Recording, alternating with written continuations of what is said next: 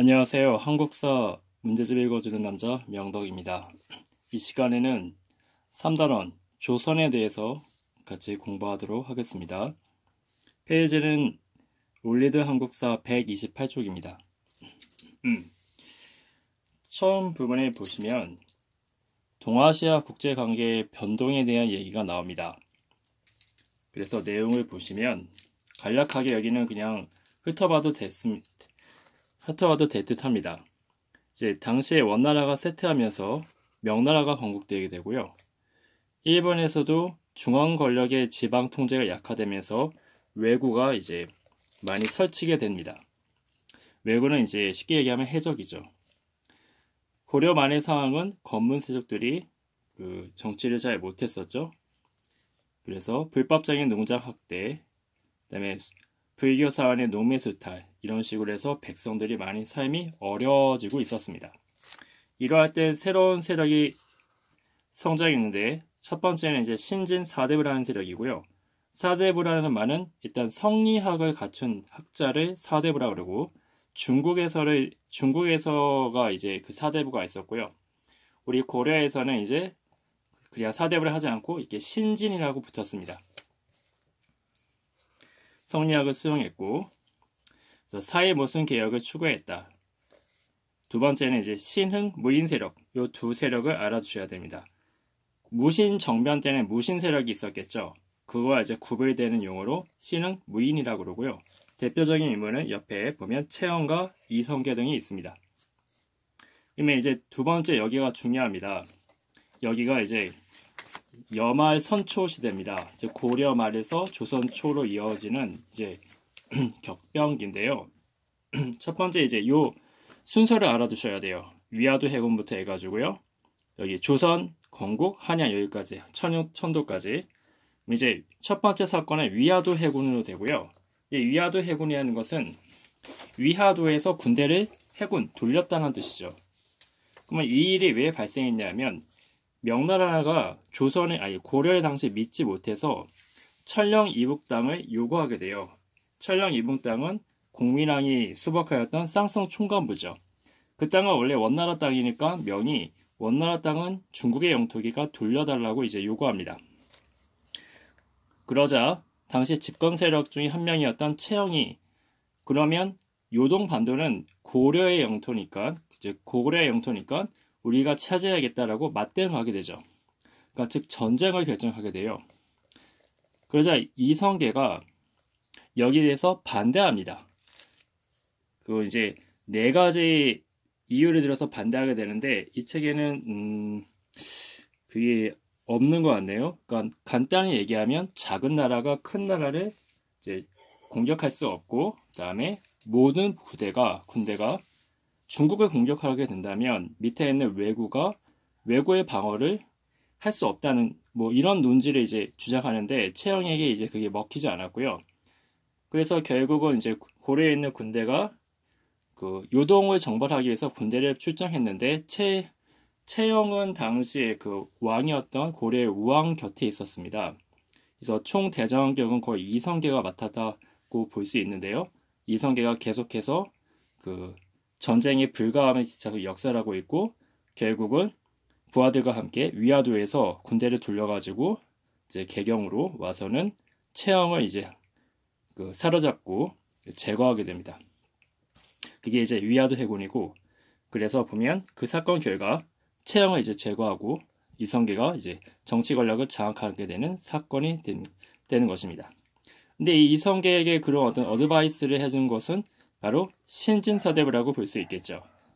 근데 이 신진사대부는 이제 보시면 두 파로 갈라지게 돼요. 하나는 온건개혁파, 두 번째는 급진개혁파.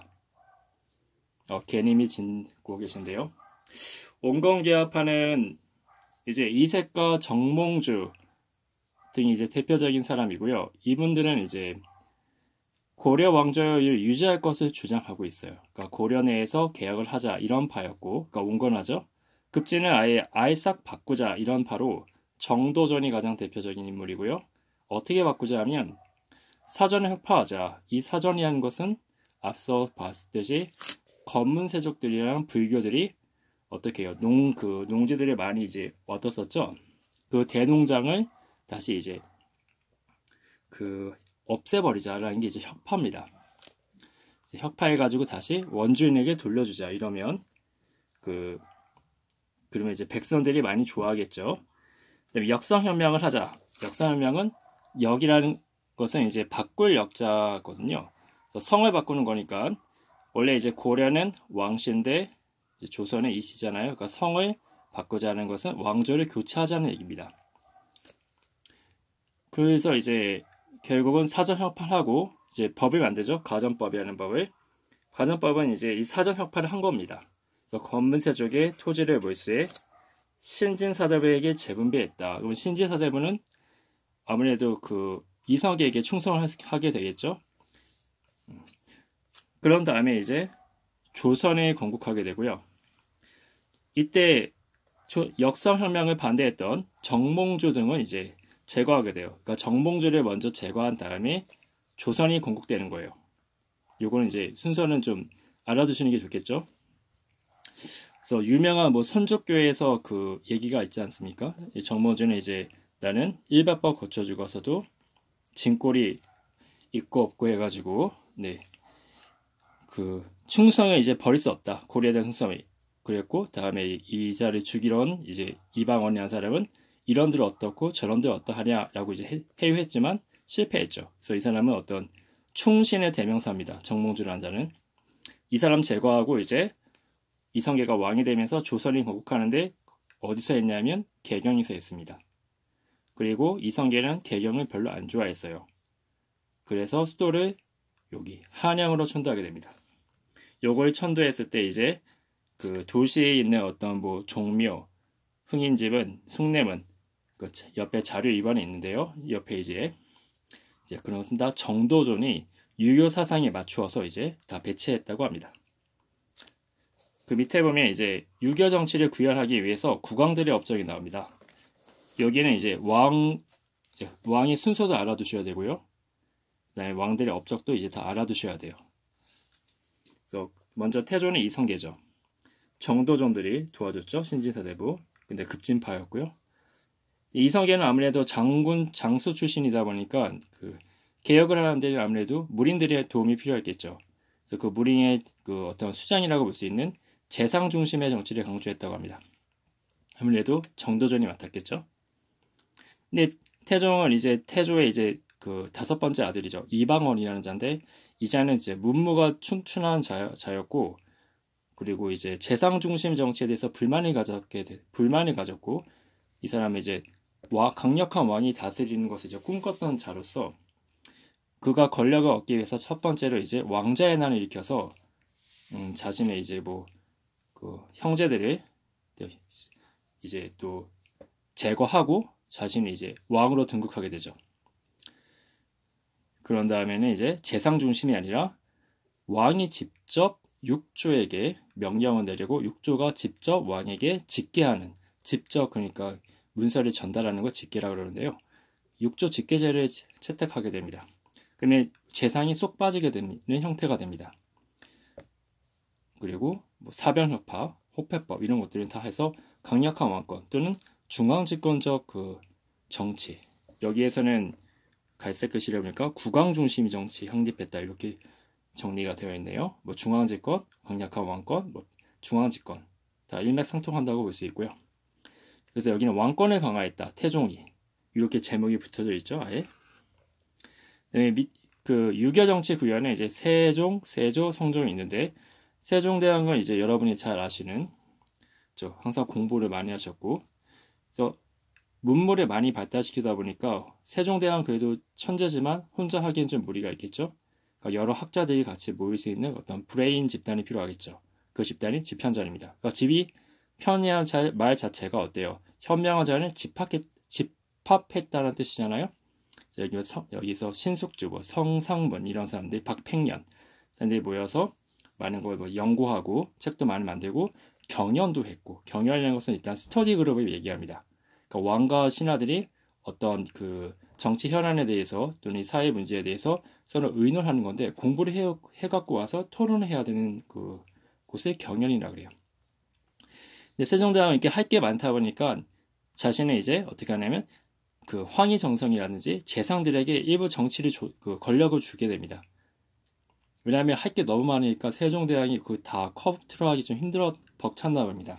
세종대왕은 뭐 전분회에 거쳐서 거의 다 지시가 하다 보니까 그렇다고 왕 혼자 그거 다 하면 아무래도 좀 말이 힘드시겠죠.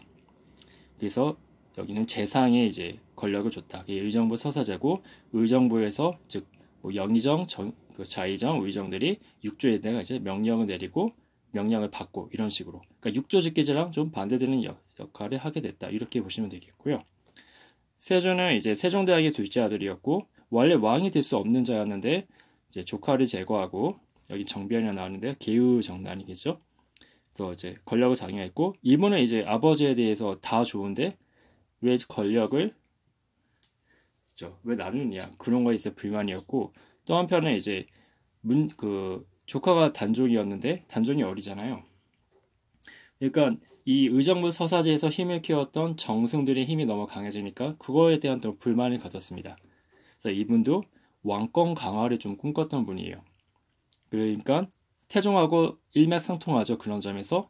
그래서 이게 육조직계제가 같습니다. 그리고 왕은 어느 정도 공부가 됐다고 했기 때문에 경연을 폐지해요. 공부를. 그러니까 세조 자신도 공부를 굉장히 많이 하신 사람이었고 또한 집현전에서는 이제 단정을 포기하려고 그랬어요. 그러니까 당연히 집현전도 폐지하게 된다. 여기서 나왔던 그 신하들이 이제 사육신이라는 게 있죠. 그리고 성종은 이제 이 집현전이라는 것이 그래도 문물을 많이 이제 뭐 책도 많이 쓰고 그러니까 제도를 많이 확립하고 그런 총 기간인데 이게 없다 보니까 불편하잖아요. 그렇다고 할아버지가 없애버린 것을 다시 만들 수 없고 하니까 이름을 바꿔서 홍문관을 설치하게 됩니다. 그리고 또 공부를 하게 되고요. 경연을.